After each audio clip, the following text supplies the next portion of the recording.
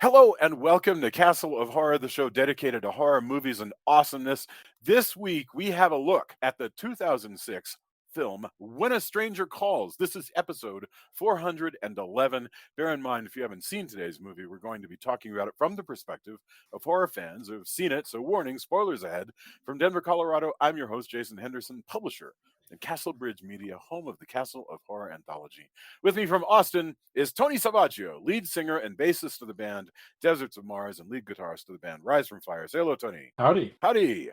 Also in Austin, Mr. Drew Edwards is the writer, creator of the long-running underground comic Halloween Man, which you can find at Global Comics. He is a Best Writer Ringo nominee, Austin Chronicle Best of Austin Award winner, and a member of the PEN America Fellowship. Say hello, Drew. Hello. Hello.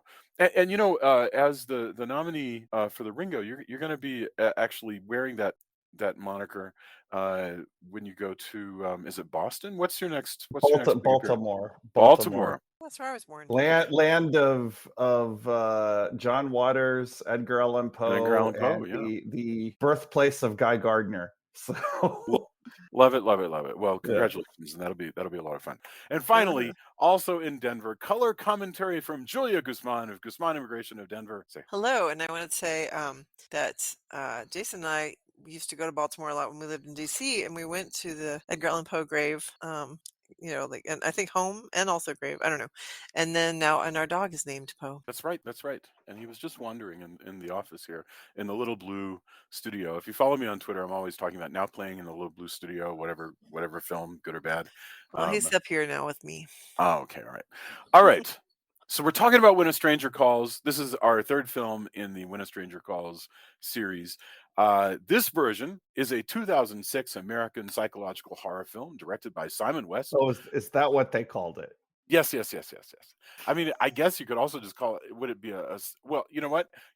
I think that you're going to be the opening thoughts, so you can tell us what the heck you think this is. Oh, wait, no, it'll be Tony. So Tony, you can tell us what you think it is, and Drew can take a guess. I mean, is it a slasher? All right. The film stars Camilla Belle, Brian Geraghty, Katie Cassidy, Tessa Thompson, and Clark Gregg. Belle plays a babysitter who starts to receive threatening phone calls from an unidentified stranger, played by Tommy Flanagan on screen and Lance Henriksen as the voice. It's a remake of the 1979 horror film of the same name, which we have spent the last 2 weeks discussing because we discussed the original and then the 1990s sequel. This film came out in 2006 in February. It didn't get really great reviews, but it was a reasonable success. It made $67 million against a $15 million budget. So even if you figure double the budget to market something, it's still more than doubled that. So that's a hit. So, okay, let's get our opening thoughts. We're going to go Tony, Drew, Julia, and then I'll go. So Tony, this is our third week discussing When a Stranger Calls. So that's a lot of time for us to spend on a franchise. Is this film worthy of that time and this franchise? I don't know. That feels loaded with this one. This one, like, again, I never want to trash the thing, but like it's an interesting choice. It's definitely let's just say it's extremely 2006. Like it feels easily at home on the CW. Plus or minus, whether I say that it sounds like it's a knock, but it's just really, it just fits that era, that feel, the lighting, everything. It also does a lot of establishing shots of this really cool house, right? Yeah. But boy, does it feel at sometimes like the darkest Zillow walkthrough you've ever seen. Like it's just like, here's this cool house. This is good. Look, I don't know. It's definitely not one I feel like I need to revisit. It's got some good bits and some nonsensical bits and a couple of parts that I unintentionally laughed, which is never great. But it's definitely it's everything it's supposed to be. Film doesn't have to be groundbreaking. But it's definitely not something I felt like, this is the movie made for me. And also it's hard too, right? Like trying to come up with something different in a world where it's a trope. Like it's literally the trope is the calls are coming from inside the house. Mm-hmm. Although we're in that kind of gray area where there's cell phones, but it's not like, of course, why wouldn't everybody have an iPhone, for example, right? Yeah. we're in that kind of era, so we still, it could definitely still be called, Gen X or Boomers still have landlines. Like even the rich people have landlines still. Yes. In this era. So I don't know. It's decent, but it's definitely not something I would actively search out to watch again. Other than for completion's sake. And I guess everybody's doing their job in it, and they do it okay. But I hear you. Yeah, nothing groundbreaking about it, in my opinion. All right. By the way, I want to discuss that house, but Drew. So you started saying you don't think this is a psychological thriller. What is it? Yeah. No, I don't think so. It's not like Silence of the Lambs is the sort of thing that they would call a psychological thriller. Mm-hmm. This is not nearly classy. First of all, I will reiterate, thriller is not a real genre. Right. I always say that anytime. But if we are to quantify something as quote unquote psychological, I feel like there has to be there needs to be something a little bit more cerebral about it. This is a very silly movie. Like it's not a smart movie, which isn't to say that it's terrible. I had a good time watching it, even though I don't think it's particularly great. To elaborate on the 2006-ness of it, it is both a remake and a PG-13, what I would call a slasher movie. And those to me kind of, the combination of those two things kind of make this movie the best example of what was a pervasive horror movie trends at the time, which is, on one level you have a movie that probably should have been R, but got a PG-13, and it's a remake. But it does get by on a couple of things. One, they took the opening scene of the other two movies and made it the whole movie. So this movie, exactly. When you think about When a Stranger Calls, the plot of this movie is what you're thinking of. Yes.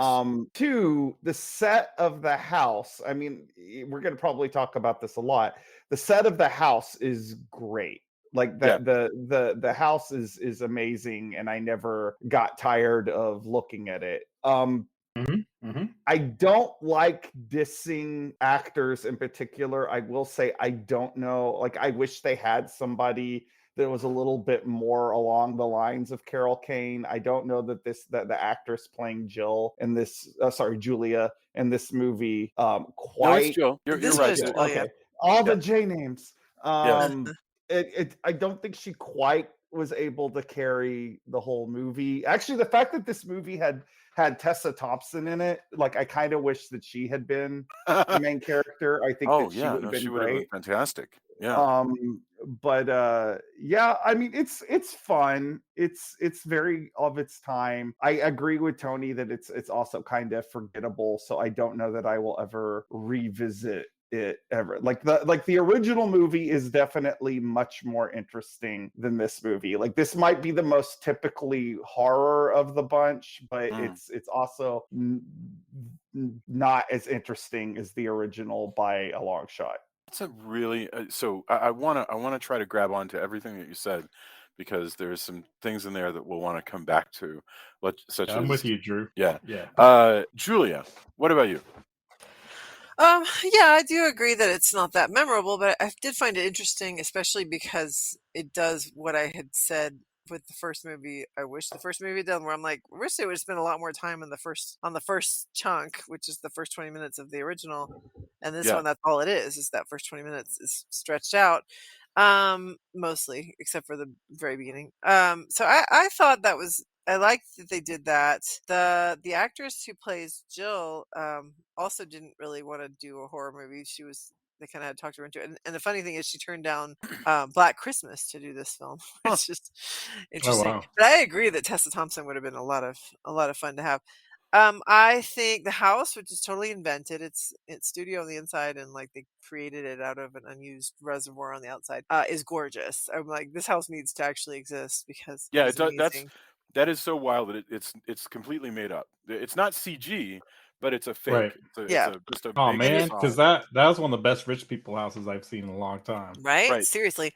And it's supposedly Colorado. It's so funny that I've been here long enough now, having been here over 10 years in Colorado, that I'm like, yeah, that's not Colorado. And it's not that it looks like it's not mountains. It is mountains. I was like, that's Canada, because it just isn't our mountains. Like I've gotten to know them well enough. But you know, it was really pretty area and everything.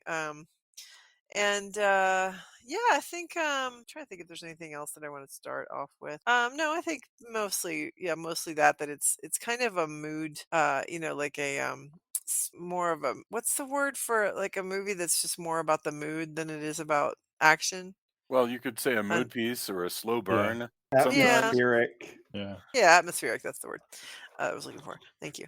But yeah, it's more atmospheric than anything else. It's obviously not a ton of action. I think that the stranger is actually pretty creepy, which is a combination. The stranger's a combination of Lance Henriksen, whose voice they use, and a Scottish actor called Tommy Flanagan, who's the physical one. And I thought he was really, really good. Once he Yeah. shows up, that was pretty exciting and pretty interesting stuff going on there. Mhm. So yeah, I think it was a fun watch. I agree that it's not, you know, going to be super memorable, but it was enjoyable. So I think the first thing that I want to think about when we talk about this is just contextually where this movie comes in. Because if you're a person who's listening to this podcast and you've decided, hey, I want to listen to the podcast where they talk about each of the when a stranger calls, then there has to be probably you'll have gone to see it, or forgive me if you're listening because we're going to be spoiling the whole thing. But I think the context is going to be important. And I find it fascinating where this lands. Drew, I remember you talking, I don't remember if it's fondly, but just observing all of the remakes that were happening in this era. Because this is Yeah. 2006. Now, in the Scream era, we haven't seen a Scream movie in 6 years at this point. Because this is in this big interregnum between Scream 3 and Scream 4. But in like around 2005, 2006, you have a bunch of big-ish budget Hollywood remakes of horror films like House of Wax. I haven't seen that remake.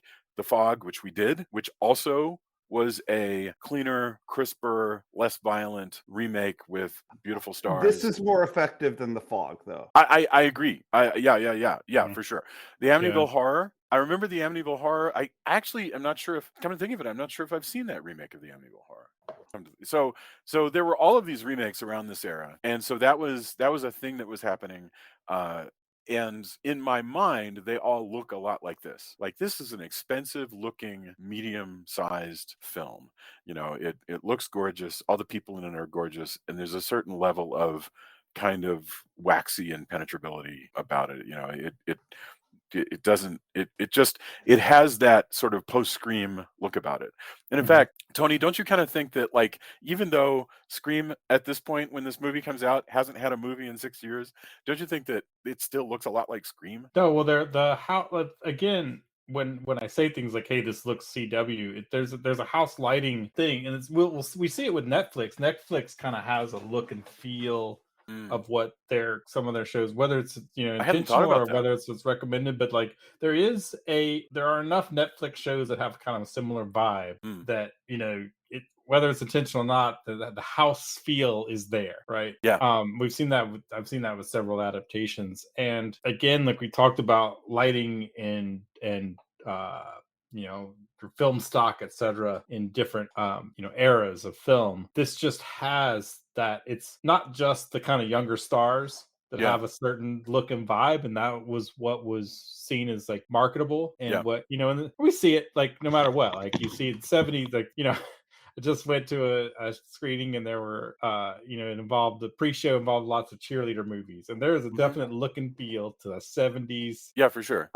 you know, skin flick You comedy. mean like a Rainbow Smith kind of movie? Like from the No, it was all trailers for all these cheerleader movies. But yeah. you get to Right. see a bunch of them. But like, you know, so there's eras and they have certain looks. This has that kind of, you know, it's lit like a CW thing from this time, and the fact it's PG-13 kind of fits in with that. And that's neither a plus or a minus, but it is a thing. The screamness of it, I also think I would attribute to the Scream movies take place in a very much an upper middle class universe. Yeah. And this movie also takes place Oh, very yeah. much in an upper middle class universe.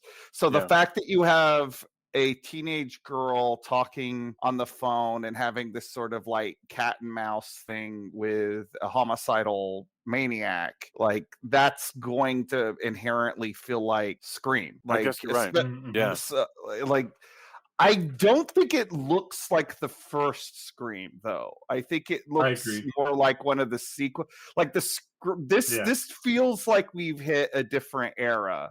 Mm. Like the original, especially the original two Screams, feel very much 1990s. Like if I were to say that this looks like anything, I would say it looks like Scream 4. Mm. But the the Which other will thing, just come out 4 years after this. yeah, Like, yeah, and I so, would yeah. say is commenting on these kinds of remakes. Yeah, that's true.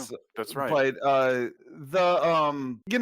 you asked about fondness of this era. I don't know. Like I'm not directly anti-remake the way some people are. Like it's like Tony always says, like there's always room for a good version of something. So there's movies from this time period that I think are generally pretty well done, and then there's movies that I think are they're mediocre. But Hollywood does whatever what Hollywood always likes to do, which is they'll see something as successful and then they'll beat it into the ground. So when like when the Dawn of the Dead remake and the Texas Chainsaw Massacre remake came out and they both made good money, Hollywood's reaction to that is let's just do a bunch of remakes of vintage horror movies. So like if and at this point I would say like when you're doing stuff like it kind of makes sense to do a reboot of the Romero zombie series. It kind of makes sense to do a reboot of Texas Chainsaw Massacre because those are franchises that you can milk for more stories. But when a stranger calls, I don't know that there was anybody really do you think there was like people clamoring for a new No, I mean, version? to my knowledge, our conversation is the only conversation there has been about this franchise. And certainly I think you could say the same, even though like there are now 3 versions of Black Christmas. Yes. I don't think anybody's like, ooh, you know what we need is more Black Christmas. Yeah. Like I just think that what Hollywood likes to play it safe. So if something's a pre-existing IP, they feel like that they don't have to market as much. And it's the exact same thing is going to happen now with movies based off of toys, like because Barbie has made so much money, they're going to green like no, have you seen the slate? There's a slate of them and you go, no, the success was women and subversion and not toys. Like yes, the toy helped it, but that's not why that's not the long tail of the movie. And they go, no, I don't believe you. It's toys. You're like, I hear them like talking about like, oh, let's do a Mattel cinematic universe. And it's like, I don't think anybody's holding their breath to see He-Man and Barbie, team up to fight. I don't know. Like Having said that, what I like when Hollywood gloms onto something like this is that you get a lot of second and third level stuff where it never would have come out otherwise, and sometimes it can defy your expectations. Well, that's how I feel about these. Like look, like anytime a trend happens, like some of the movies will be good, some of the movies will be bad, and eventually we'll all get tired of it because repetition breeds contempt. Some of these remakes were cool. Like I really like the Hills Have Eyes remake. I think it's really effective. We covered the remake of The Wolfman. Like I thought generally that was pretty well done. I know it has a lot of people that don't like it, but I generally thought it was pretty. If nothing else, we got another Rick Baker werewolf out of it. So right. When something is good, it's good, and when something is bad, it's bad. But it did come about because Hollywood, took the wrong lessons from a couple of things that were successful that without really looking at what made them successful in the first place. But I digressing a lot here with No, this. but that's really fascinating, because I think it is an important conversation to have when we're talking about the remake of When a Stranger Calls, because I think 50 years from now, some of those remakes will be watched and appreciated, and most of them will be forgotten. I mean, that's what's, see, as a writer, and you're a writer too, and all of us have this. I kind of get excited, honestly, whenever Hollywood says, "Hey, let's throw some money at frankly anything," because it means there's going to be jobs out there and there's going to be people creating stuff, and Well, then you and I just hope to think hell that some of it's good.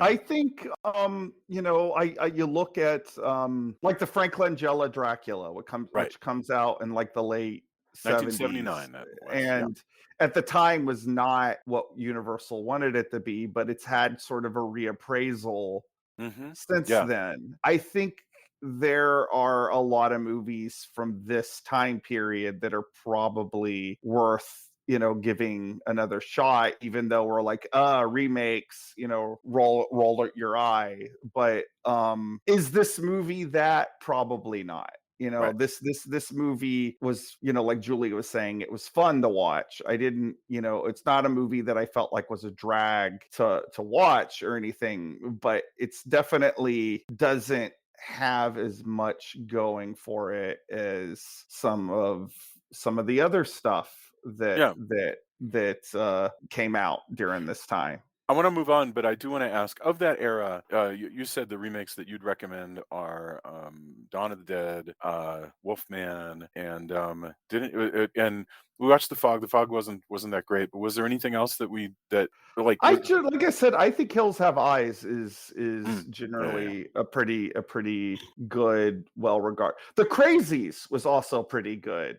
Or at least I remember thinking it was when I saw it when it came out. Yeah, that was more solid than I expected. I was actually pleasantly surprised at that one. And it came out with some things. It had some extra things to say that were different context, and I thought that was interesting as well. Yeah.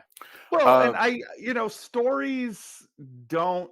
And I'm going to say this as a defense of this movie. Stories are always worth retelling if you can tell them in a different way. And I think the fact that this is started out as an urban legend that then turned into these other movies, there's teeth in this. There's something interesting about this. And this movie is still actually, even though it cuts out the cop storyline, it's still super reverent to the original. It even copies like whole lines of dialogue from the original movie. So it's a respectful remake in that respect. I like that it's go ahead, please. And it looks like it's interesting too, because even though I thought it was a little ridiculous, there was a carnival next to residential areas, which I've never seen. Drove me crazy. Which I've never seen, and I don't think that happens. And if it does, hey, I could be wrong. But usually those things are in like parking lots or out. There was one closer to residential areas in Franklinton, Louisiana. In fact, it was such a big popular fair that came once a year that they pretty much were just like, we're going to have a fair day for all the people in Mississippi as well, because because you're going to go, like, people are going to take skip days. So they just would have fair day, kind of loose thing. But, I mean, it might have just been the closest, but it might have just been at their school. Because remember how she goes, there's the bonfire that my school is doing. But that's still that was a different town. That was 125 miles away. Yeah, the house is right there. Right. But it is interesting. The thing I was getting to was they actually do the beginning of the other movies twice, because they do one kind of an atmospheric intro where all that's happening in a house that you never see what happens. You only see the aftermath. You only see the cops there. And you hear Yes. the little girl's voice. Well, yeah. But you don't. All of that's happening at another place, Right. and so they kind of do it twice, which I think is kind of an interesting, bizarre choice. And it looks like it's gonna take a different turn. Like we're gonna get the second half of one of the other movies it's gonna be separated like that, where we don't even see the kind of original. Yeah, It is. But then that's kind of a bait and switch in the fact that like you said at the beginning, the whole movie is the intro part, but we get two of those. One's I think it's just slightly meant off to camera. set up just how bad this guy is. Yeah. Exactly. Yeah. I do want to. Let's talk about the structure of this film, because one thing that I was really hammering on the last two movies is how the closer we get to the era that we are standing in right now, the more the structure of the movie is going to resemble what we know of how movies are organized today. And this movie is way, way, way, way closer to that. This movie is exactly what my brain going into the original thought it should be, because remember, the original had almost no structure at all. You got like a 26-minute beginning, then you got a weird grimy crime movie thing that goes for like 45 minutes, and then you have a thriller for the last like half hour. That structure makes no sense whatsoever in today's Hollywood. This movie looks like Hollywood. You have a cold open that sets up that the bad guy does stuff, and then you get like 15 minutes or less of meeting Jill, and then you stick with her for the entire movie. And the way they string it out is by making this house the size of the Death Star, and there's so much stuff for her to go like poke around at so that she can get 90 minutes of material out of it. But I'm just sort of amazed at how Save the Cat this movie is compared to the others, which were always just kind of, weird, neither fish nor fowl things. That was pretty cool. I also like, I don't know if I'm the only person, but I like that this movie is 90 minutes long-ish. Like, or like it doesn't. There's no fat on this film. It's gonna wrap it up really quickly and move on. 87 minutes. It's barely a feature. Yeah, there's an efficiency to it for sure. Yeah. Okay. So, one thing that I thought was really interesting, and I'd love to get you guys' thoughts on this, and then we'll get into the cast. But the other one is, you mentioned, Tony, that When a Stranger Calls is based on the concept of an urban legend, and the punchline of that urban legend is, we trace the call, get out, the call is coming from inside the house. That's a punchline, and it takes a long time to say, but the call is coming from inside the house. There's no human being watching this movie in 2006 who doesn't already know that. Mhm, And I think that's a problem with this film, which is that you have to just kind of like watch it going, well, when is she going to figure out that the call is coming from Yeah, because inside the apparently house? they even spoiled it in the trailer and on the back Right. of the thing. And yeah. Well, I mean, the movie is called When a Stranger Calls. I think you're gonna know. You've got to know. So Now we all just don't answer, and like, Yeah. can you text me? Or like, and he calls and goes, I need to talk to you about your warranty. I'm like, oh, stranger, I hate you. Why? I don't need any Stranger, what warranty do you on my want? car. My question is just, if you had this assignment, it seems to me like you would kind of have to, you have to choose. You can either choose, well, look, everybody knows the call's coming from inside the house, but let's go ahead and play that for suspense anyway, because people would be disappointed if we don't. That's one way. That's like, you're going to watch a tango is going to go like a tango, and it's going to go like this. Or you could somehow flip it where she gets meta and goes, oh yeah, like in the urban legend, the call's coming from inside the house. Because she's an American. It just seems unbelievable that she would not have heard this story before. Even, Well, I think maybe they played it more straight also because you don't want to necessarily be another Scream movie. yeah, I right? guess that's where you wind up. And I right? think that's the danger, because again, that's the stranger calling you for that. So like we if you want to establish it as, we're tying it back to the original, you have to play it. I think you don't have a choice but to play it a little bit straighter, because you don't want to be a Scream also ran, or maybe you do, but this we've chosen, like, that's what we're not going to do this time. I think if they had done it like that, Tony, I think people would have been like, "Oh, this is a Scream ripoff," like. even though the Exactly. original is one of the influences on screen, Yep. because like you already have this teenage girl running around this house talking to a killer on the phone. So Yeah, that's true. and I mean, you say that like, the girl in the movie knows that. You don't actually, Jason. Like Yeah. you might have to go off the idea that within the universe of this film that urban legend doesn't exist. That's what you kind of have to go with. You do have to go with it. She's never heard of this scenario before, and that that's okay. There's another gutsy piece of this, which is this is a way more claustrophobic film than something like Scream. So everybody's used to Scream by now, which starts in a house but always spills over a lot of houses in a whole town usually. And in this, it's back to literally once she crosses the threshold into Act Two, she's on this estate, and that's it. And this estate consists of a giant house and a guest house and a path between them. So, she's in one location. It's like putting a thriller on, and I'm not saying this would be a bad idea, but it's like putting a thriller on a cruise ship because, there's kind of nowhere else to go. So you have to figure out Or a how haunted house to. movie. Yeah, that's true. That's true. Putting the story entirely. Yeah, but it's Well, that. this Yeah. also, like the haunted house movie comment is apt. Like this does function, in a sort of, spook show. Yeah.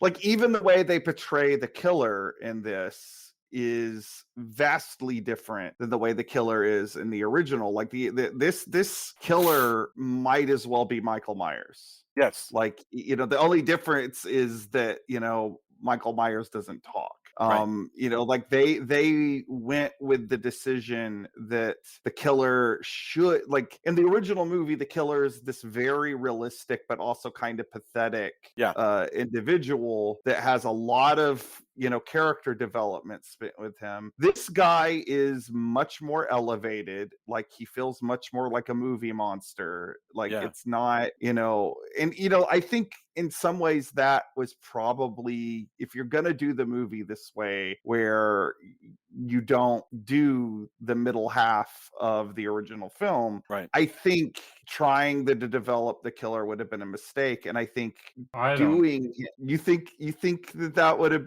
made it better? I don't know. Well, I think he's supposed to be scary, and he is scary and effective, but at the end where they really try, it's not until the last 5 minutes where they actually try to make him like the shape, or 10 minutes, like when you finally see him in the back of the cop car is where they try to give him this like extra, oh no, is he above, like that whole thing was, but at the point where laughable and just ridiculous to me, where you have this guy in the back who looks kind of like the T-1000. Yes, he makes this eye contact. That's one of the cheesiest. By the way, he moves. I'm sorry, like a filmmakers.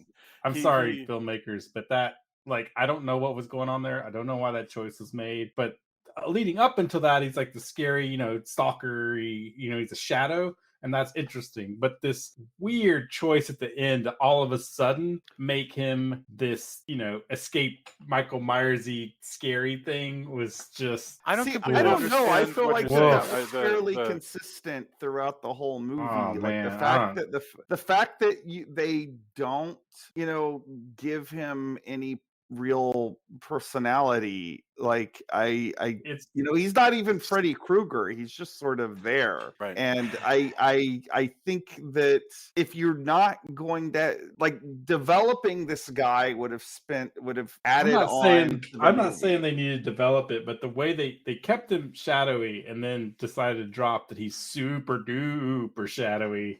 Like some kind of scary. Like I think having him just in the shadow in the back of the car would have been great at the end, and that would have been better. Forward. And then showing his face. The eye contact and all of this like extra gravity they tried to put that he was almost, I don't know, is he supposed to be immortal? And we've drugged him up, and we've drugged him up and all this stuff, and you're like, why does this guy need whatever X amount of sedation and other.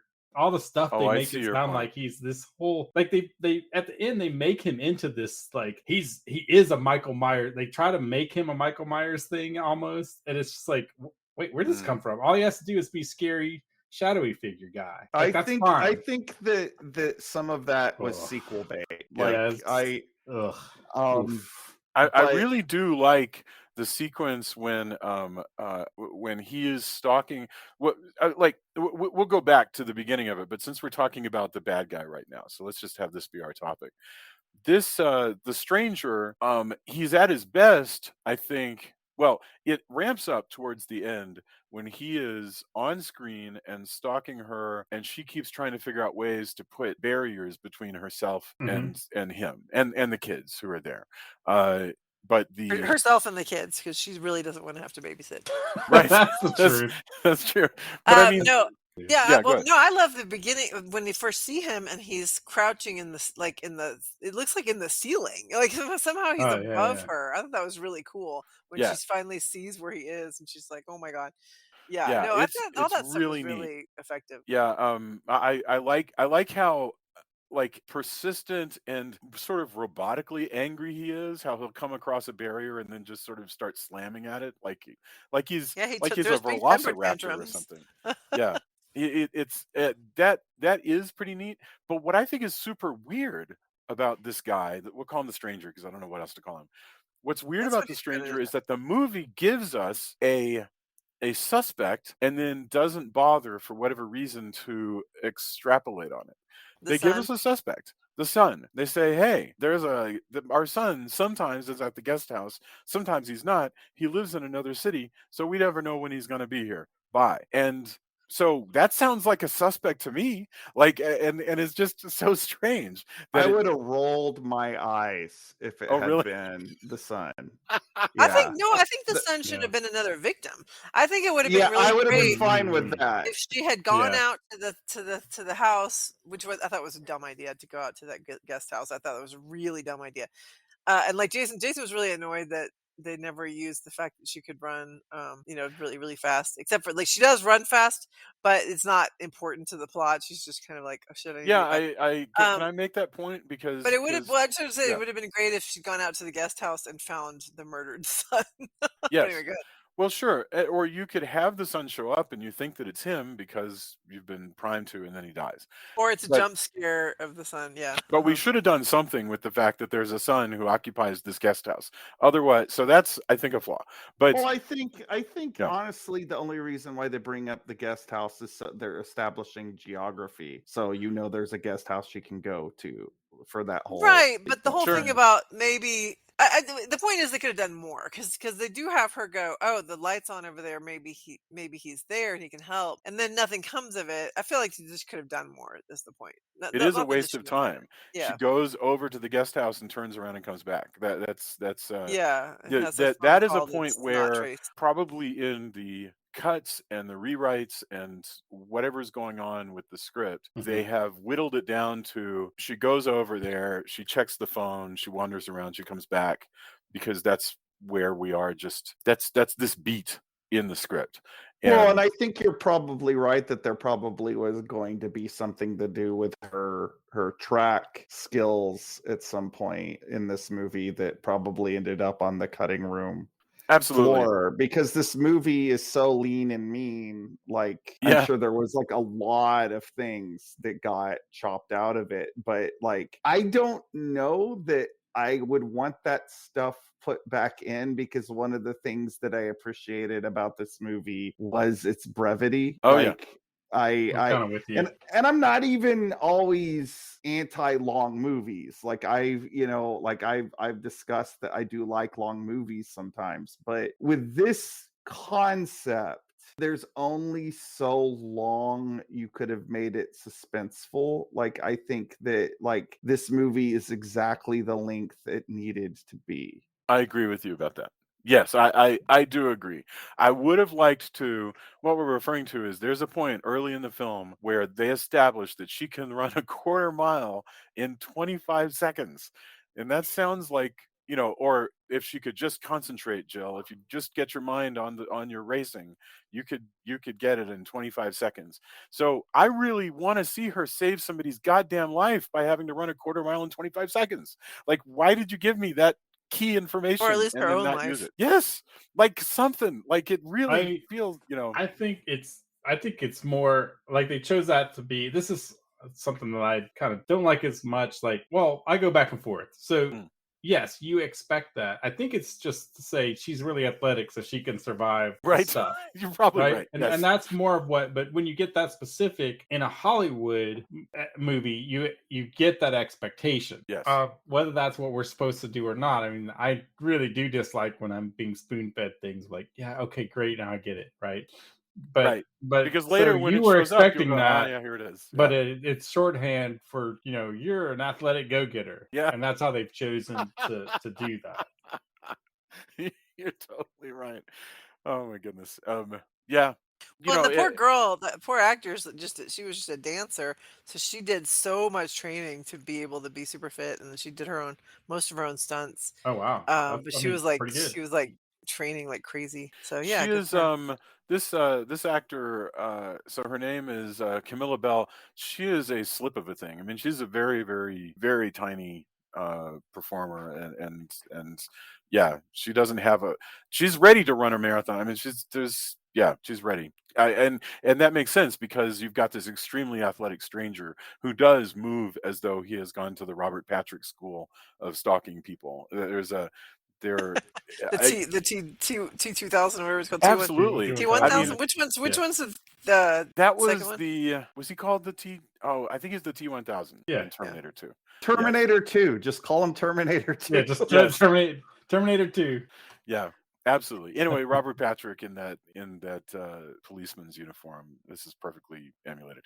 All right. Okay, so we talked about the stranger. We've talked a little bit about Jill. She is I think we've established that she is athletic, and she is a good girl in the sense that she's like Jamie Lee Curtis in Halloween. She's dutiful. She wasted her parents' money, and so now she's being punished. She's got to She can't babysit. Because of go the to the cell phone bonfire. minutes. Because of the cell phone minutes. Yeah, I yeah, do yeah. love that. I love how dated this movie is in terms of technology because of the whole thing of like she used too many minutes because of her stupid boyfriend cheating on her.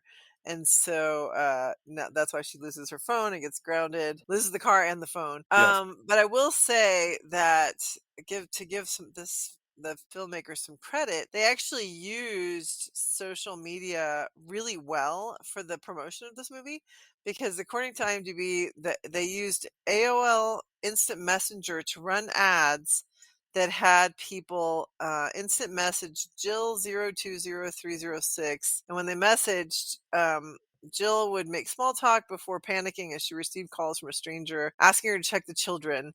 She then gave the user her phone number, a toll-free 877 number, and asked them to call her.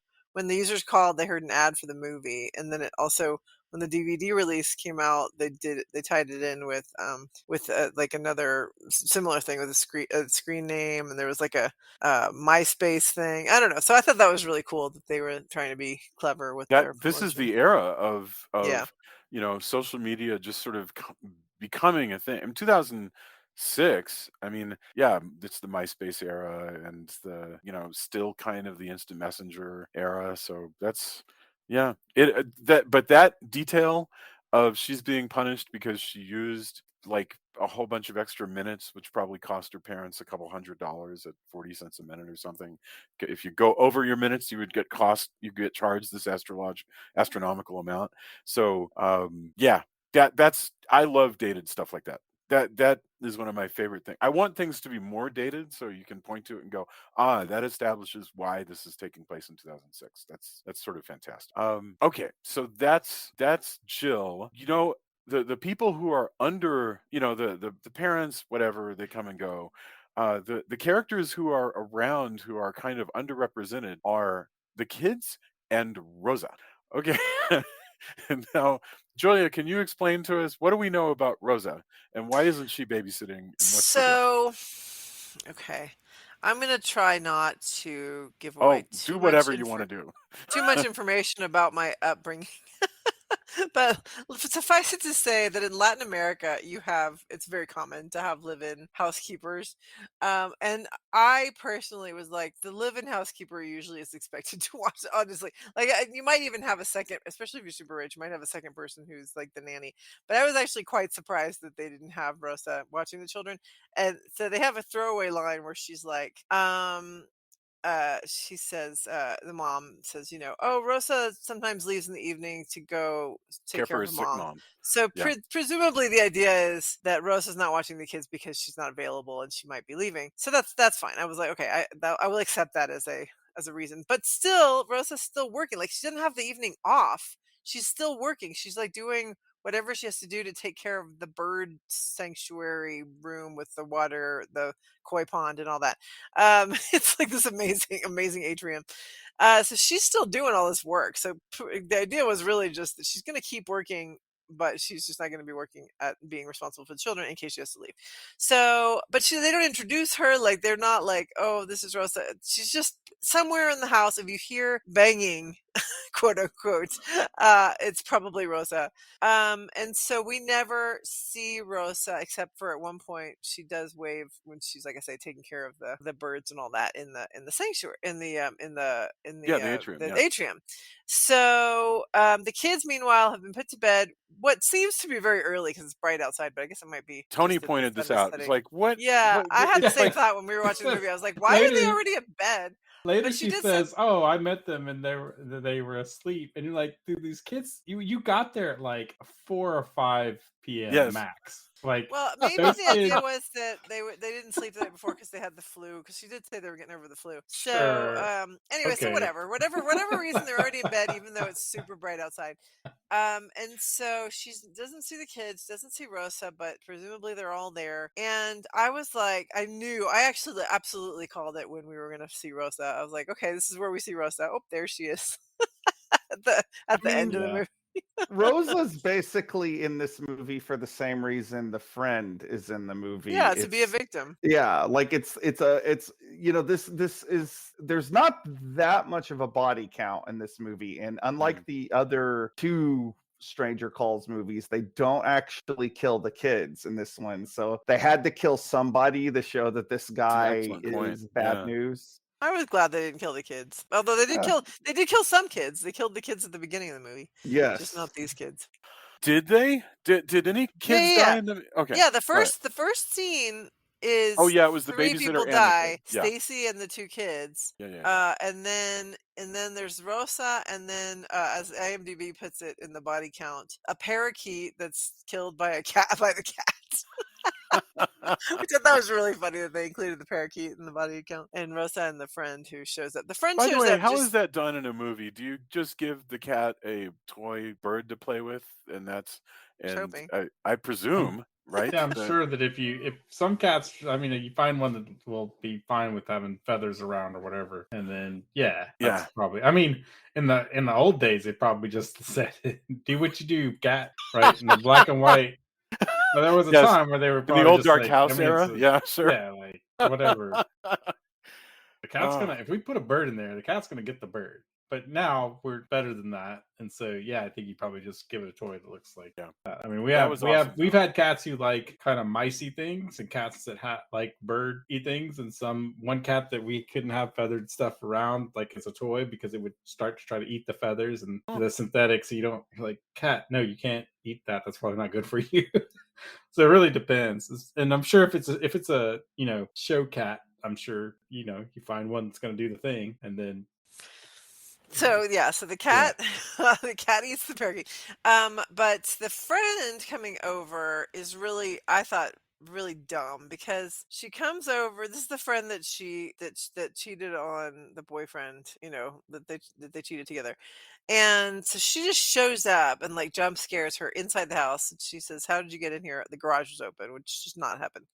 The alarm has already gone off at another point because of Rosa supposedly. So basically this super fortified house is really not at all. Right. For whatever reason. Well, no, I mean the friend says, and we don't know if this is really true. The friend came through the garage door. I just said that it was open. Yeah. She said it was open. But the stranger might have opened it. Like we don't really know. I mean, that Yeah. shouldn't have been something he could have done. Like, Right. it's not. So that's the thing. It's Yeah. like, how is he doing all these Batman things? Yes. It's Because he's super, as we know from the end with eye contact, he's super scary. so that did I just find it hilarious that you didn't respond too well with that, because I'm not even sure. I think that was just for you to go, oh, he's just a guy. No, but I before guess that, you're right. before they talk about, well, we had to give him like X amount of tranquilizer. They talk Yeah. when they talk about really talk subduing about, him. When yeah. she asks about it, they get really specific about this is the crap you would do to Michael Myers. Yeah. Well, it's because he just like in the other movie, he killed the first 3 people with his hands, no weapons, and tore them into pieces that they're having Right. to carry out in garbage bags. So that's why Yeah, he's I like, know, but it's yeah. just No, I'm with you. It didn't work for you.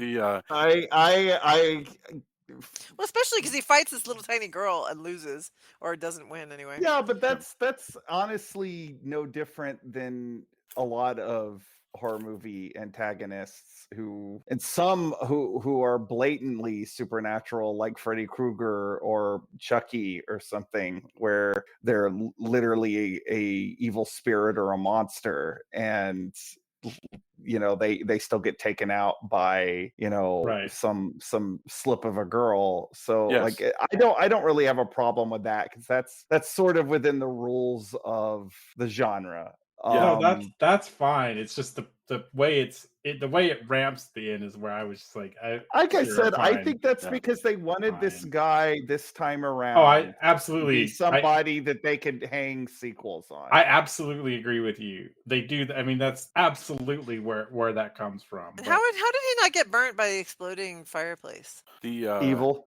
yeah, really- exactly. That's a really good point. Yes. I It was just curious about distracts that him. too, but Yeah. Honestly, probably because they wanted this to still be a PG-13. Like if they gave him some sort of like gruesome burn makeup, it probably would have been an instant R. Yeah, I guess you're right. Yeah. And that just shows you how much things have changed since 2006, because now, of course, you can show anything you want on CSI or on any television show. And then now Well, on I mean, streaming, ratings are often the ratings are often arbitrary. I was just watching Jaws for the millionth time, Yeah. and I always completely forget that movie is a PG-13 with all the like limbs and Oh, yeah. people getting like Quint's death alone is so grisly, and it's a PG, and I mean PG-13 That's absolutely didn't right. exist, Yeah. but like I think the rating system is often really arbitrary. No, you're absolutely right. And it's changed a lot since then. I mean, part of the reason why the PG-13 and the NC-17 came around was because people were looking at stuff like Jaws and going, "What the hell is going on?" I mean, yeah, Robert Shaw gets bitten in half by a shark. So yes, and spits blood and all of that. All right. So what am I missing? I mean, we haven't really walked through the whole thing, but the film is largely a cat and mouse game inside this house. Cat which and is wa- parakeet. Cat and parakeet. Yes. Yeah. Well, and like I say, that they clearly have like laid it out and gone, all right, what are the different parts of the house that we can explore? Which is why this atrium exists, because it's another environment in a sense. It's like the woods inside the house, and so they develop suspense by turning the water on and off. Drew, I know that I don't remember if you liked or didn't like the Friday the 13th remake, but I was getting major flashbacks to the Friday the 13th remake when the girl hides under the dock, and it doesn't go. Yeah, totally. Yeah. Oh, and it was scary then. It's scary now. I would love to discuss the Friday the 13th remake at some point. But yeah, Yeah. given that movie is only a couple of years after this, it does kind of make me wonder if they lifted it. I think it's Excuse me. Sure. I think it's probably a coincidence. I mean, but it certainly resolves differently in that movie. But that's good suspense, because she's like, will he see me? And then eventually he's grabbing at her and trying to push her under. All great stuff. I enjoy that they're constantly trying to come up with stuff, but all of this is trying to make up for. We've decided that we're taking the challenge of doing a movie that largely takes place just in as many environments as we can fit into, in this house.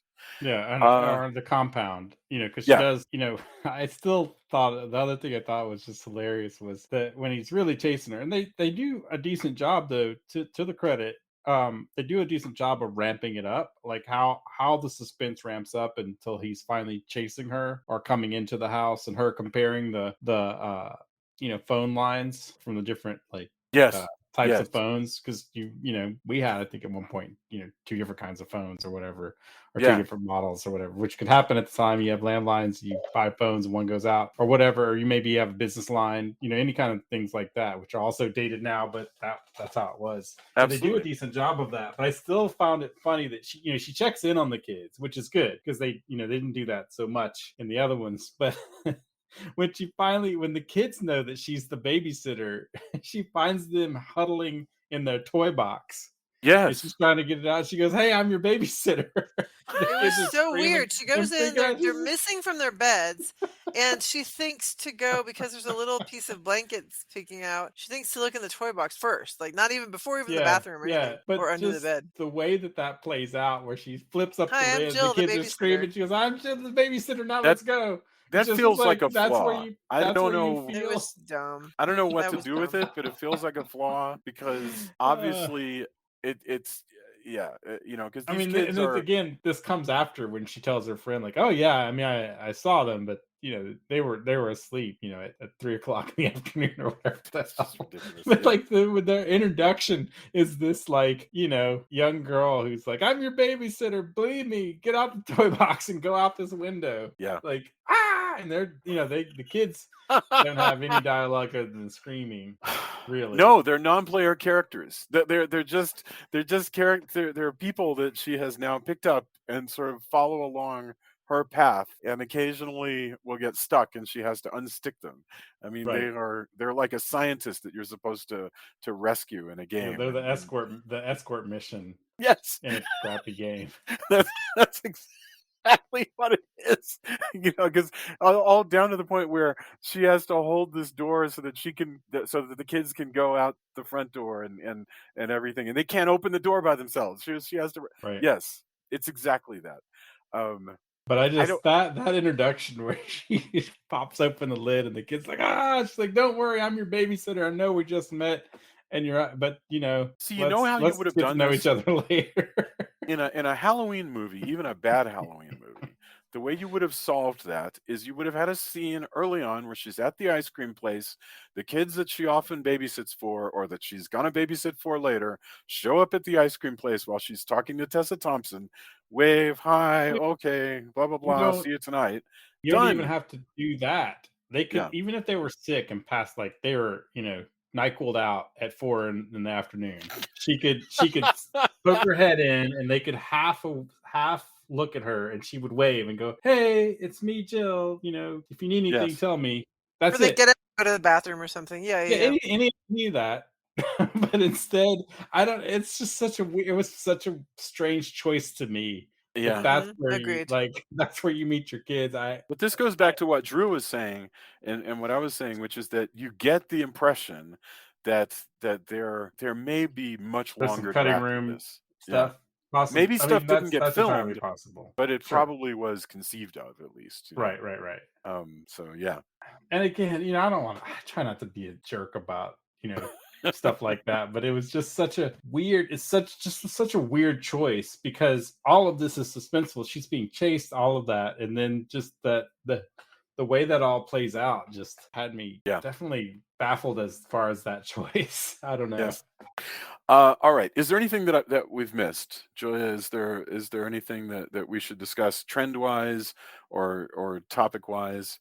I Because This think so. So There This is one is the we stinger talked- ending. Go ahead. yeah, we Yeah. should talk about the Oh ending. yeah, we should talk about that. But I think the difference in era also is they did decide the previous two are not really full of jump scares. Yeah. And instead they decided to lean into that and in doing a lot of the kind of false, is it the killer? Is it the sprinklers? Is it the killer? Is it some other, it's the cat. That kind of stuff. They I really love that stuff. Well, That then works there's for a me. lot of dumb business, I think, filler business of different people calling, and like she's kind of wants to talk to the boyfriend, and she's talking to Tessa Thompson, and she's talking to the other girl, and then they're at the bonfire, so the reception's not good, and she's Oh yeah. supposed to be able to get a hold of the parents, but nobody's answering because they're at a movie, and the dad's at a Baroque festival or something, so whatever. So it's like there's all this business with phones, just constant Right. ringing of phones. And Yeah. that kind of just got old and tiresome to me. It was not, I don't know, it wasn't No, that effective excellent point. Yeah. at being jump scary or anything. You know what I haven't seen that maybe it doesn't have to be the business in this, is if somebody was smart enough to switch to do the thing where you switch when you get this number, you can switch the ringer tone, and you never see that. The other thing is we don't know what she's seeing. Is it say unavailable on the caller ID? Like, why does she sometimes know who's calling and sometimes doesn't? But she never says, well, it's not saying who's or whatever. Yeah. And the difference is it's not as easy back then. Like everybody has all landline phones have their own little weird quirky interface. That's true. That they do. But you can do that, and that I've never seen that, and that would be an interesting like, okay, I'm phone savvy. Let me do this to thwart like, no, I know it's you kind of thing. I haven't seen that in a kind of tropey movie like this. I think that would be interesting. But that's neither here nor there. But I'm with you, Julia. There is a lot of business that could be perhaps cut down a little bit. But I think they're also trying to keep it within. I'm torn because they are trying to keep it within the idea of let's not make it scream, but let's also keep with the intent of the original kind of 10-15 minutes of part one and expand upon it. Like we're gonna make that 6 times longer, right? Yes. Yeah. So there's a give and take in that. We could have added stuff about the sun showing up and the guest house and all that. Yeah. I got you. Okay, so Drew, would you like to explain the strange teaser that we have at the end, or anybody, or Joe? Well, I mean, I feel like Tony's kind of hit it. Like like the cops finally show up. They round up the killer. He's in the back of the car. They talk about how much drugs they have to put in him, and as they drive off, she looks at him, and he's got this sort of 1,000-yard stare on his face. But after that, well, yeah, but before that, we do have the thing where she's under the dock and Rosa's body is under the water, of course, which, like I said, was not shocking. But then, yes, after that, after the arrest, we have the thing where, and I kind of appreciated this because I always hate in all these movies why when they're in a hospital and it's empty and there's nobody, they're like, what? There is never nobody in a hospital. Like there's just not a thing, there's always at least somebody at a nurse's station or whatever. And so that's the thing at the end is that she's in the hospital and it's supposedly completely empty and the phone rings, but there's like nobody there, I guess, and a balloon pops and she's walking around and all this creepy stuff. Of course it's a dream. But I was like, I really appreciated that they're just like, well, they do go from a dream to this like weird stinger where she's like, she's gone crazy. She's like totally traumatized. Yeah. You want to know something really like this is really pedantic and stupid, but I'm glad it was a dream because my first thing, because I was already in this mood, is the balloon pops and I'm like, Mylar balloons don't usually pop like that. They kind of just like it bugged me, and it's such a stupid like. That's why it was alarming. That's why it was alarming. She was like, course. What the hell? Well, it's supposed to be, and that's why I was glad it was a dream, because I was like, why I was with you on that, but I was also, it started with that balloon pop, and I was like, why are balloons so bad? And I was like, and then I'm thinking like, brain, why do you care? This is the kind of, but like really for some people, that's just like, oh, that took me out of it. I couldn't believe it. No, like, if you like hit it with a needle real fast, it'll pop. Yeah, but not like that. I don't know. Like I said, it's really dumb, but that was my first like, what? And then it ends up being a dream. Like, and then she goes out, and then there's nobody there, and you're like, wait, what even hospital is this? But the real deal is that they do want you to maybe have if possible, they're going to have a sequel, because they set him up as a sequel and they set her up as like, Well, the sequel would be her probably in some kind of institution getting out, right? Yeah. Well, apparently the idea like that they had is if they were going to do a sequel, it would have been the other half of the original movie. So, Gotcha. which is kind of strange, but also kind of interesting that they were basically going to take two movies to remake the original movie.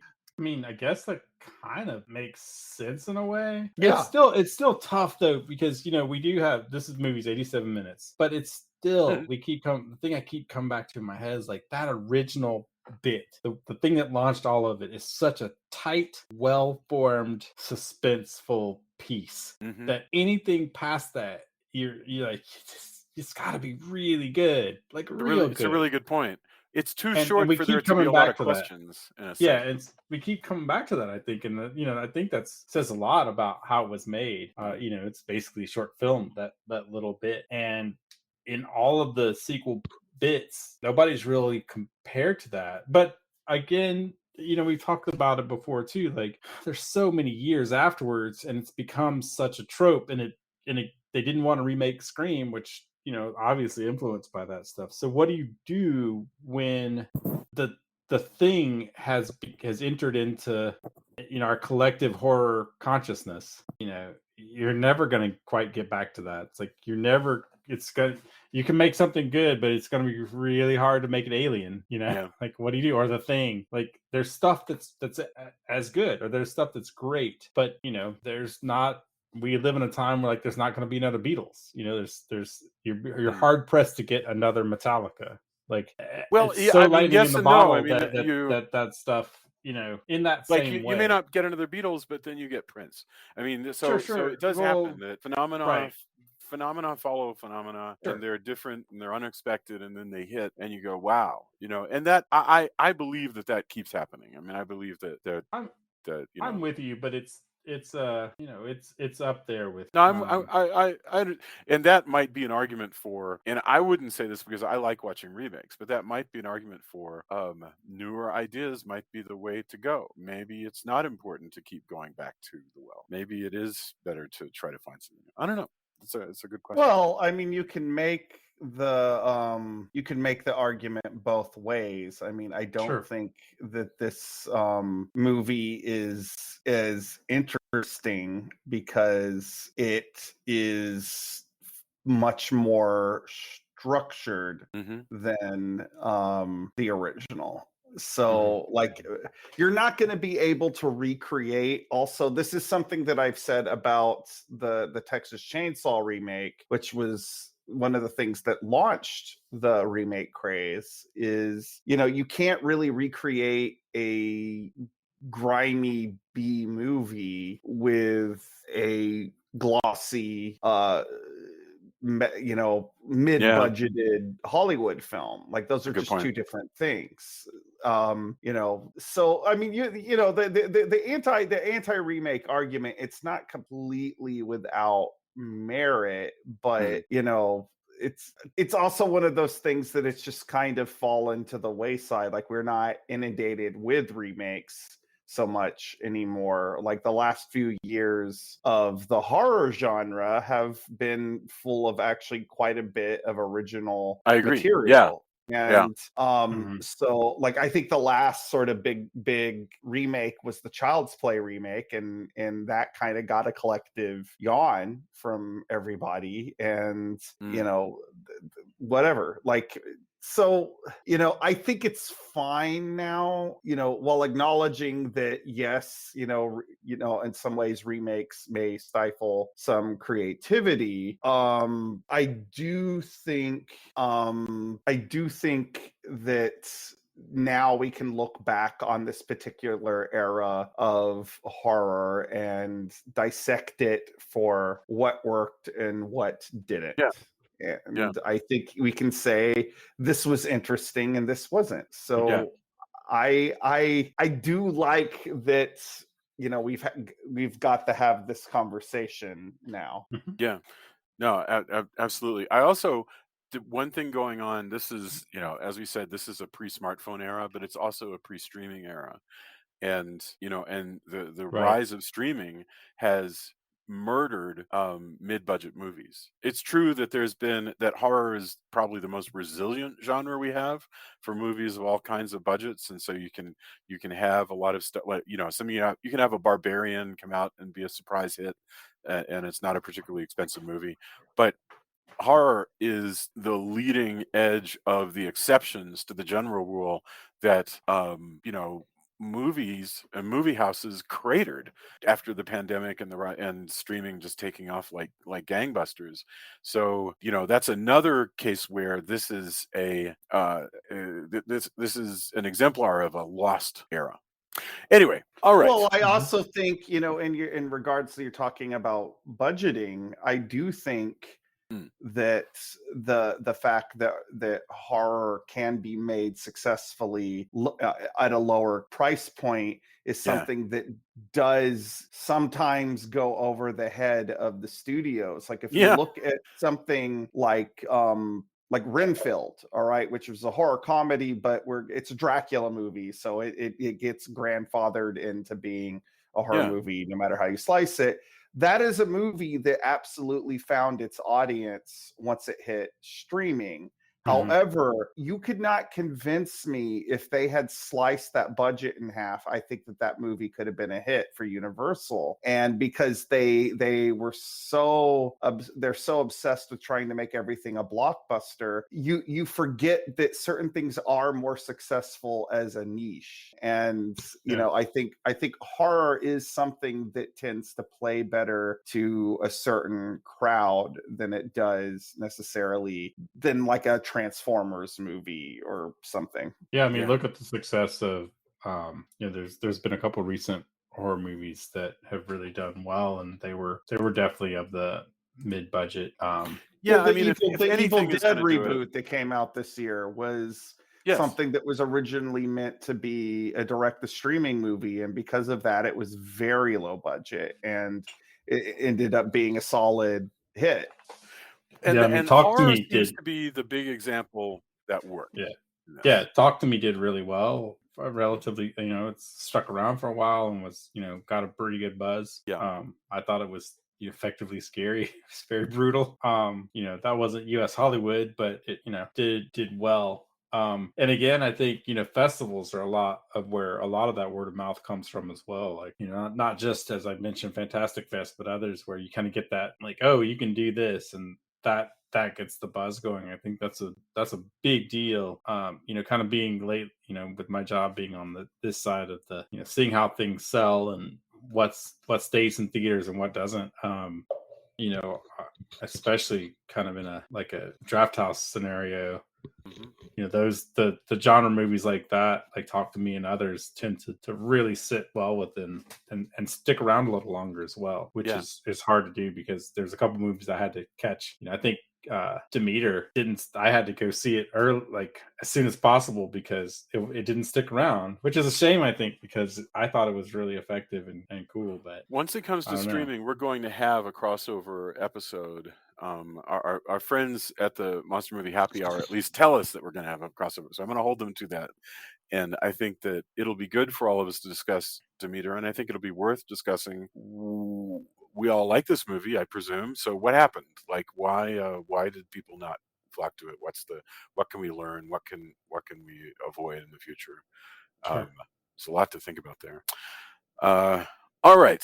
This has been a really good conversation. I feel like we've gotten to talk about the state of movies and how much it's changed in the intervening years between 2006 and now. I mean, which is 17 years. So we're coming up on 20 years since this movie came out. So, yes. I know. It's just time is moving inexorably forward. You're so rude, I swear. That's just, I really literally was like, no, that's not right. And I'm like, oh my God. Yeah. That's 3 years. But I mean, time. That's just so rude. Time is moving. It's gonna make me feel old all the time. No. You're forever young, my darling. Okay. Thank you. Let's get our final thoughts. It was Tony, Drew, Julia, and then we'll get some endorsements. So Tony, I mean, we've been talking about When a Stranger Calls, First of all, should we do more of these? Should we find more oddball franchises that are kind of like half franchises and strange, and are you glad we did this? And where are you coming down? I think it's an interesting movie in that it is a franchise. I kind of like I kind of in some ways I want to go back to kind of areas or if I was going to do franchises I would want to do more oddball stuff. I wish for example like there's Mr. Vampire. Ooh, Criterion's doing a whole hopping vampire thing. I wish everybody had Criterion because then we could do that. But I think going back to themes because as I've seen for the past couple of like let's do all of this one franchise, like there tends to be sometimes diminishing returns on that. Yeah. So I kind of like going back to themes. I liked covering this because it's interesting to see how things progress, and especially in this one has a lot of oddball kind of aspects to it that it becomes this bigger than itself trope, and sets us up for a lot of other movies finding their way through this, even if they're 2 or 3 generations removed in a way. So I think this movie is interesting, and I'm glad we talked about it. I like doing the franchise thing. It's not a movie, like I said, I would especially revisit, but I think it is interesting to see where something goes. Right. Because there's other movies that have remakes where the remake just makes you kind of sad and angry. This doesn't do that because I think the other two aren't exactly a perfect version either. There's a lot of interesting bits, and so they're still playing with what works and what doesn't in a way that I don't think the other two were masterpieces, but I think they did things that were interesting and cool. And so there's a lot of room to seeing where they decided to take this was interesting. Even the bits that don't work as well, it does exactly what it's supposed to do. I think it's interesting, but overall, I still kind of go back to the first one is just such a weird oddball piece, and it's so beginning so tight, and then kind of that the grittiness of it and where we go from there to me is perhaps the more interesting part of the whole franchise it's kind of a trilogy franchise, but I think going through that has been talking about has been possibly more just more interesting than each movie itself in some ways. Yeah, but it's hard to beat that first one in the way that it's just such a strange choices in some ways, and just of a time, and how it affects how that spins out in the same way that Halloween does things and Friday the 13th does things, or we can name various Dracula. You see these touch points where people go, ooh, wait, that's really interesting. That's done really well. What do I want? How do I make that part of, how do I synthesize that into my filmmaking or my storytelling? And so I think that's the most interesting part actually of all of this. Excellent. All right. Let's see. Which way did it go? Was it Drew was next? Drew, lay it on us. What are your thoughts? I think another reason why this is a largely inoffensive remake is because we're not emotionally attached to When a Stranger Calls the way. Well, like, for example, you brought up Friday the 13th. Like, that is something that I have immense emotional attachment to. Like, I was very invested in how that movie came out. So, like, it sort of, informs my response. I don't know that anybody feels that way about the When a Stranger Calls movies. I say that there probably is somebody out there who it's absolutely their favorite movie. I'm sure there's bound to be somebody. Yeah. I do think that this was a fun exercise. As far as what we do next, I will say that we've spent a lot of time now with serial killer movies. I would like to maybe move into the direction of some supernatural horror, especially since we're getting into Halloween season here. So, like, while this has been fun to spend so much time on these kind of films, I think maybe a different flavor of horror movie would be a good direction to go into. That's a good idea. That's a really good idea. Julia, what are your thoughts? I hate to say this, given that I'm actually not a serial killer movie fan so much. Like I don't love gore and I don't love all that. I feel like this movie suffers because it's PG-13. So I feel like because there just wasn't that much that happened. Like you don't see how the girl died, the friend, and you don't see how Rosa died, and you don't. I don't want to see the horrible scene of the beginning. That I was fine with not seeing, but like just having the killer kill people. I feel like actually would have added something to the movie. So, it doesn't really feel like a serial killer movie. It feels like it's almost a serial killer movie. Well, and But there's a long continuum yeah, between don't show the killings and half show the killings or put it in shadow or have it. There's a mhm, million things you can do and still not be extraordinarily graphic. right, If you want exactly. So that I think would have maybe made these more interesting. But it was fun, just to be in that world of the rich people house and all to. that Yeah. stuff was kind of neat. I love that atrium. I'm just like, and I love the giant windows with the giant curtains. So when we So yeah, retire and rebuild this house, do you want an atrium in the middle of it? Is that your? maybe I've always been a fan of atriums or atria, whatever That's the plural is. that does sound So right. Yeah. yeah, it was a good time, and I don't regret that we did it, but I agree with Drew that it's time to move on to a different theme. For sure. Yeah. Let's do some brainstorming on our message board and try to figure out like what's next. What if it's going to be supernatural, then it's going to be supernatural. I'm all for it. Okay, this has been super fun, by the way. Thank you. We just stumbled across this. I don't even know. I'm pretty sure I decided on this one. I don't even know how. I think I just suddenly said, "Hey, we're doing When a Stranger Calls." So Oh, it here was we are. because of the Terror in the Isles. Oh yeah, very good. Yeah, Because again. audience, Go ahead, Jason. I think you're hey gonna mirror what I audience, was gonna say. this is how we how we operate. We were planning on doing an episode on Terror in the Isles, and we all watched it, and we were messaging one another. And we were like, "Hey guys, I don't know if there's enough to talk about here." But sure, these scenes from When a Stranger Calls sure makes that look good. So that was how we wound up there. I Yeah. thank you, Drew, for remembering that. That was so funny. Yeah, I Um, love that, and that's again, we tell people not everybody believes this because they're like, well, what's your next thing? Sometimes we know, and sometimes like, let's get back to you on that. well, Your because surprise will be our surprise. And as you we can usually tell, have a sometimes it few, doesn't work out. right. Like we might have a good candidate and go, yeah, actually, that's there's just not enough here to talk about. Yeah, Although that's the first time it's happened in a while, yeah, in I quite agree. a while. But it is I mean, stuff happens that way. I'm glad we were able to pivot on that because, yeah, that did show. It's kind of interesting. Like, hey, this is a movie we'll watch. Like, well, the movies that are in that movie, and it is by nature, it's an anthology clip kind of thing. Yeah. I actually did something similar recently. There was I put something on at night, to kind of half watch and just kind of chill, and it was like 50 worst movies, which I put it on just because I don't like that format. I'm like, these are the worst. And in fact, a lot of these, I'm like, I like these movies. You're kind Yes. of just being a jerk. It's like the Razzies or whatever. Yeah. But so instead, I took that and just wrote down all the movies I hadn't seen, and I've Yeah. been actually watching those, like because I And enjoyed a are lot they of in those fact the movies. worst? No. I mean, No. some of them are bad. Like, it's the typical like Plan 9.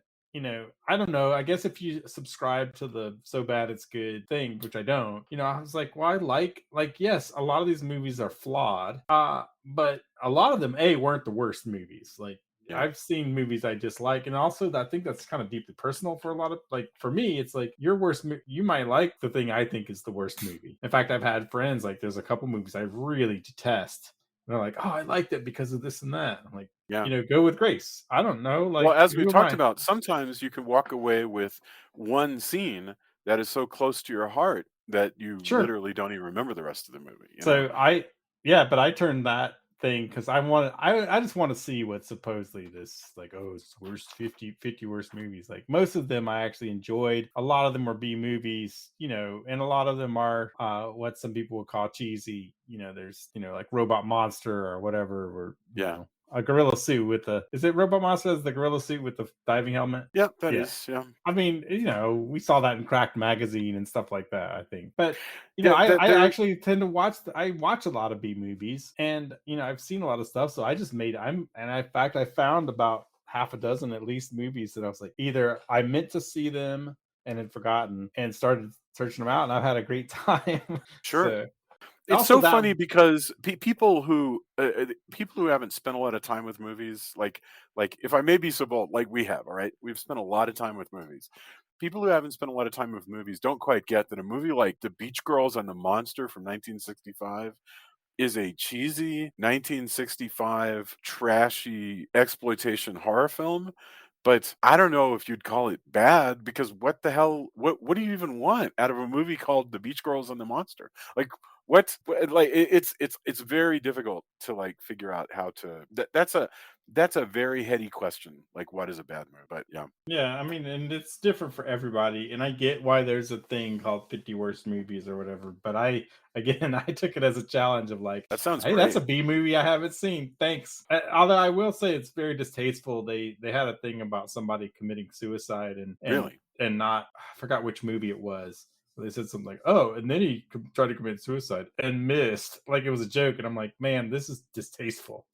I That does was sound really pretty awful. I I was mean, really like not expecting that. Like, yes, that's a true factoid, but also like playing it in a Razzie type thing. yeah. I thought it was really distasteful. But in general, like I said, kind of what's getting back to is sometimes you see things and they're more of a prompt for you to check out stuff as opposed to like just nixing it all together. Excellent. I can't. Was there an endorsement there, or were No, we just we talking? were just talking about. I was kind of segueing from the hey, Yeah, yeah, yeah. we saw a clip show movie, and then we decided from there Well, to yeah, that's right. to do this So to do I did this. something similar to you. I got this on interlibrary loan. I found this book called Zombie that came out like in the early 80s, right? And it's a movie about horror movies. But the thing is, if you're going to do a book and you only have so much room, then the movies that you're going to talk about on every page in 1981 is going to be different from Hmm. now, because Hmm. there's what, like 43 more years of movies to talk about. So I then went through that book and I wrote down all the movies they mentioned, because a bunch of them have, like, if you imagine there's a shelf of movies, then a bunch of movies have fallen off the shelves, and I've never heard of them before. So Sure. I wrote this down, and it's so cool, man. Like like, so I've been finding all this new stuff I've never heard of, because it's become a deeper cut in the Hmm. in the Hmm. intervening years. So that's been I think neat. that's great. Yeah, yeah, yeah, yeah. It's all about exploring. All right, but endorsements. Tony, do you have anything for us? Yeah. Let's see. I saw Equalizer 3, which is effective, and I, I don't know.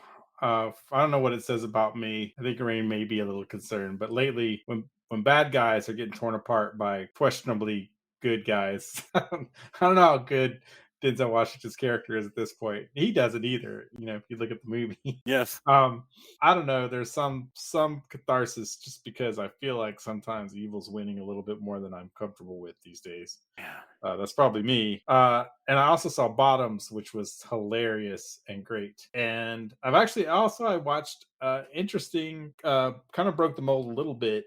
The One Piece adaptation from Netflix, Mm, which I liked the anime, but I haven't revisited in a while. I have friends who are really into it. And I'm torn because the cast is amazing, and I think it's really good adaptation. Actually, I was surprised, but then I went back and started rewatching early episodes, and I will say that I'm torn because you can do so much with animation. Like, it's so kinetic, and the way it's treated, and there's a manga version as well. I'm not of the like, why did this even get remade, because it's actually a decent adaptation. It's also, everything fits within the world, so all these weird costumes and people, like, they don't go like, hey, you're wearing something weird. It's part of the world, and that's it, right? So yeah. I thought that was, I watched all 8 episodes and was, pleasantly surprised at I thought they really cast everybody great. But again, I'm kind of like, I don't know what to do with this, because I like rewatching the animated version is just there's so much, it's so much more dynamic because it can be. Mm-hmm. So I'm torn, but it is, it broke the mold because I was not as big of a fan of like the Cowboy Bebop adaptation. I think that overall the cast was good, but something just felt it was missing a spice that I didn't, and some of the storytelling I just didn't really. I was like, I don't know why you're doing this, but I think the more straight adaptation of One Piece was actually pretty good. So if that sounds like it's your bag, it probably will be. But again, like Bottoms was just like if you liked Heathers and Mean Girls and things like that, but also a nice bit of absurdity and again a really good cast, a really good comedic cast. I think nice, on the more indie side. Maybe it's not for everyone, but I laughed a lot, and I think it's worth. Our kids went to see that going. today. Yeah, in it's Chicago. so. It's just yeah. There was so much to like in it for me. That yeah, I was digging it. Love it. Drew, what about you? Two things. Probably pretty far away from the Equalizer and Bottoms, but Tubi has added a lot of like more old school horror movies lately. And today, actually earlier today, I watched The Mad Magician, which is a Vincent Price movie from 1954, I want to say. Sweet. Oh, nice. And kind of more in the mold of House of Wax. It is interesting to see these sort of like Price before his horror movie persona had fully gelled. And I think some of the scenes in this are some of the most effectively villainous that I think Price has ever been. Like, it just really good stuff. It's also only, just a little bit over an hour. So like it's a nice, tight, watch. And, it's a movie that the villain and the protagonist are the same person, so like it's also a really good character study of somebody's descent into being a murderer. So I really dug it, and that's on Tubi, so check that out. As Jason mentioned, I am going to be at Baltimore Comic-Con in just a few days, actually.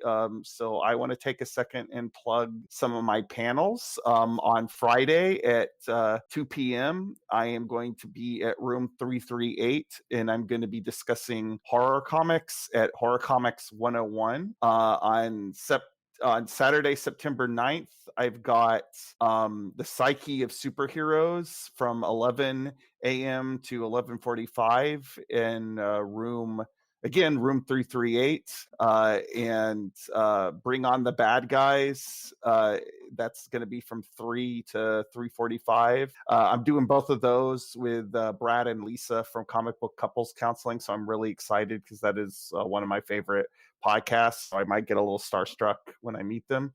On Sunday, I have Surviving the World of Small Press from 11 a.m. to 11:45 a.m. And again, all of those are in room 338. I also have signings. I'll be posting those times on my social media in the next couple of days. But I am really excited to be an official guest of Baltimore.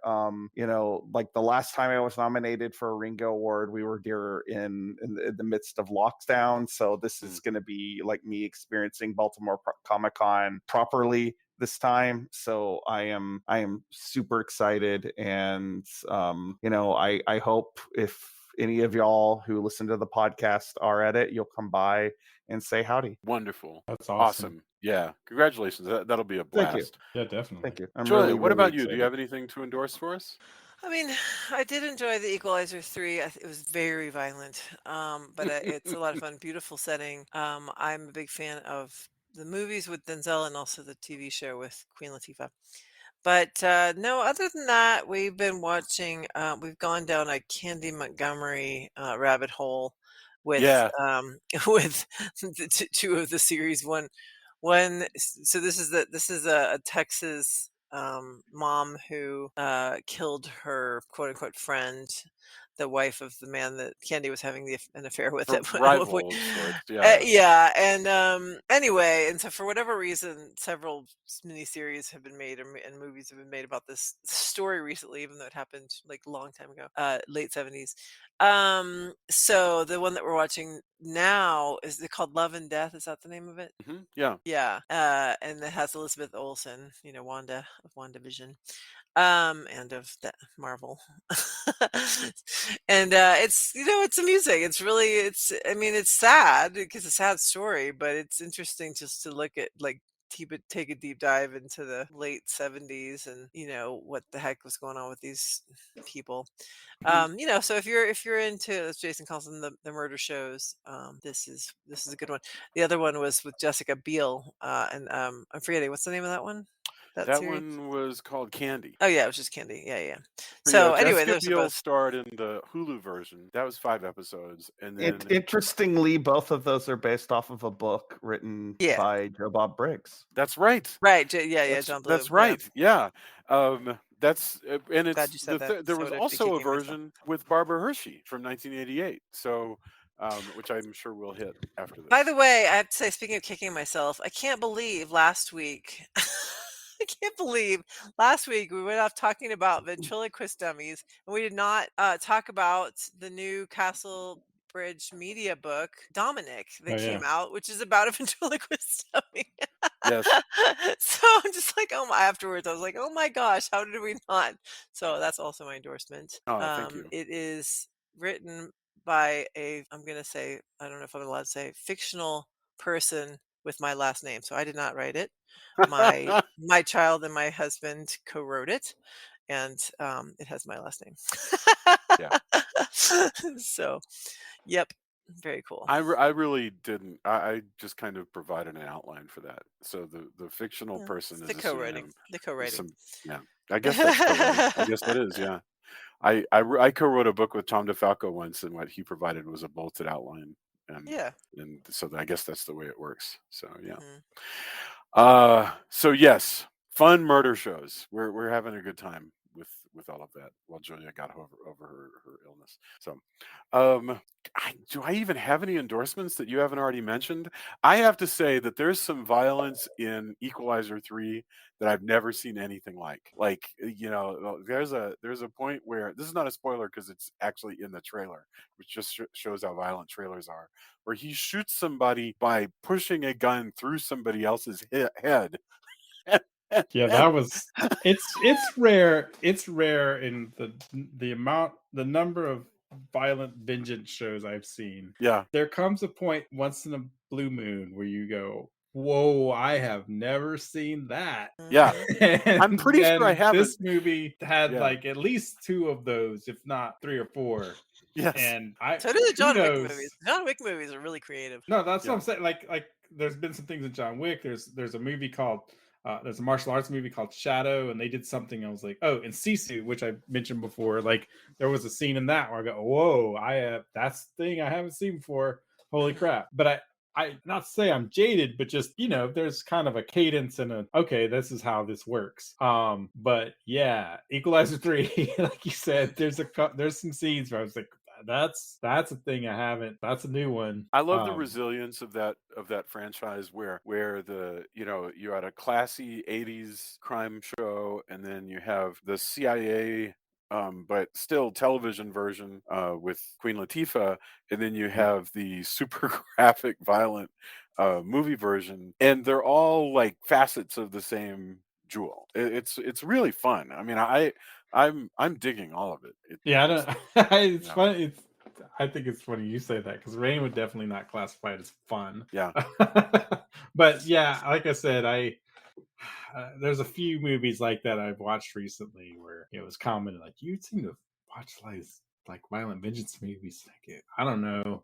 I just feel like when I see just evil crap in the news, and again, I'm not an advocate of like, let's pour violence out on the street or street justice, but that's part of what movies can be, a catharsis. And so movies are catharsis. Yes. Watching a good guy rip through some really bad people, especially because they're really bad people, right? There's Yeah. not a lot of gray area there. I think that's the big difference, right? Like, Well, as I like said I before said, we I mentioned started, Sisu, where it's like Nazis who have done terrible things don't have a lot of remorse.